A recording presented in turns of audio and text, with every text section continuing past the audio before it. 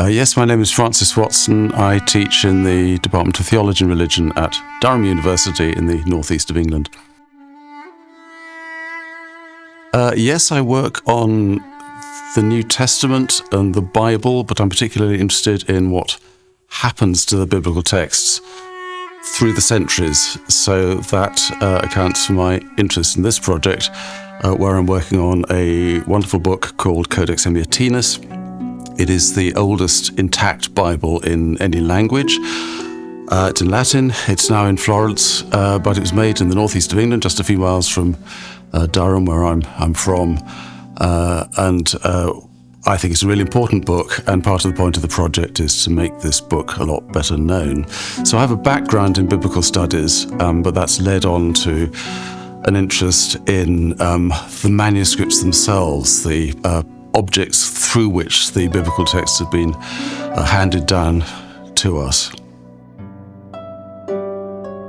I think the most striking thing is quite how unusual a Bible is in the early Middle Ages. We think that the Bible is just kind of there, that it's always been there. But of course, the idea of putting quite so many individual books in the covers, between the covers of a single volume, is a highly unusual one. It's a bit like an encyclopedia, I suppose. The idea of an encyclopedia is that all kinds of materials scattered in various sources are all brought together in a limited compass, and that's really the concept of the single volume Bible. It requires, of course, in the late antique or early medieval period, it requires huge resources. They're making these books out of parchments or animal skins. You need an awful lot of animals to cover all of the books within what we call the Bible.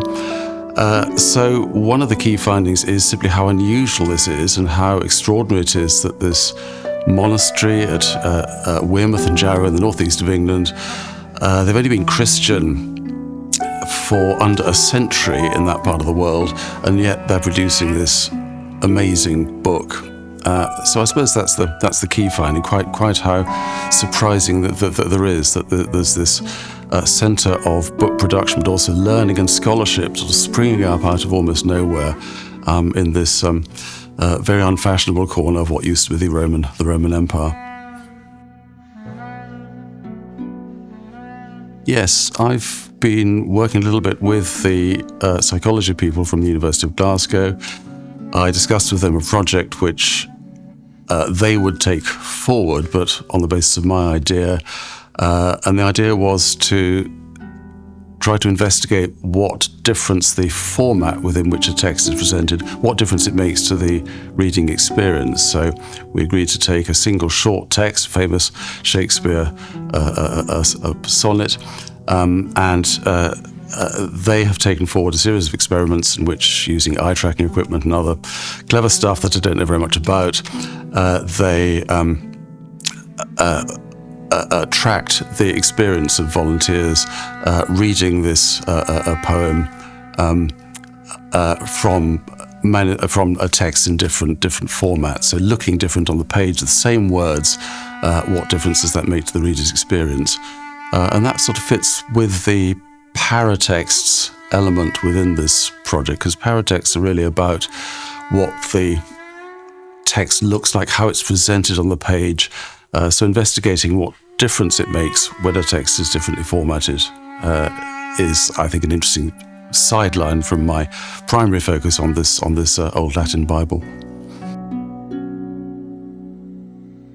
I think it has very much changed it. I now can't imagine not continuing to work with manuscripts. So as a text scholar, you kind of know that manuscripts are there. You refer to manuscripts frequently, but basically you use modern scholarly editions of texts. But as a result of working on this manuscript and working on a whole lot of other manuscripts for comparison, for the sake of comparison, as I say, I don't think I can imagine now not continuing to work with manuscripts. We're in a very privileged situation. So much is digitized. We don't have to travel long distances and go through complicated bureaucratic procedures to get access to books. We can view them online. It's always a great pleasure, though, to actually see the physical book as well, if one gets the chance to do that. But you can now work with manuscripts with just your own laptop, and that's a fantastic transformation of the discipline, of my discipline, and other humanities disciplines over the last 20, 30, 40 years.